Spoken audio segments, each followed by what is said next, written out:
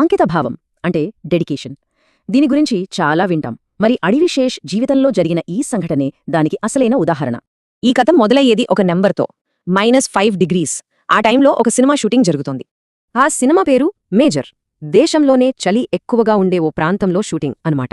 అంత చలిలో ఉదయాన్నే లేవడమంటే ఎంత కష్టమో కదా. కాని ఒకరోజు ఒక వింత జరిగింది. తెల్లవారుజామున ఆ సినిమా ప్రొడ్యూసర్ రూమ్ డోర్ ఎవరో గట్టిగా కొట్టారు. దీంతో ఆయన ఉలిక్కిపడి లేచారు. తలుపు తీసి చూస్తే షాక్. టైం ఉదయం 5 గంటలు.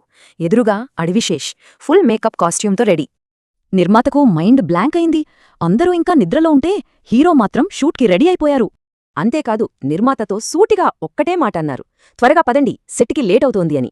అక్కడితో ఆగకుండా సినిమాటోగ్రాఫర్ని కూడా నిద్రలేపి అందర్నీ సెట్కి బయలుదేరమని పురమాయించారు. ఆయన ఆలోచన ఒక్కటే, ఆ రోజు షూటింగ్ అస్సలు ఆలస్యం కాకూడదు. తనే అందరినీ ముందుకు నడిపించారు. ఈ విషయాన్ని ఆ సినిమా నిర్మాతే ఒక ఇంటర్వ్యూలో పంచుకున్నారు. దీన్నే కదా అసలైన డెడికేషన్ అనేది. చూశారుగా, ఈ ఒక్క ఇన్సిడెంట్ చాలు ఆయన కమిట్మెంట్ ఏంటో చెప్పడానికి. ఇది కేవలం జాబ్ చేయడం కాదు. మరిక్కడో ప్రశ్నొస్తుంది, పెద్ద పెద్ద విజయాలు సాధించాలంటే ఈ రేంజ్ డెడికేషన్ కంపల్సరీగా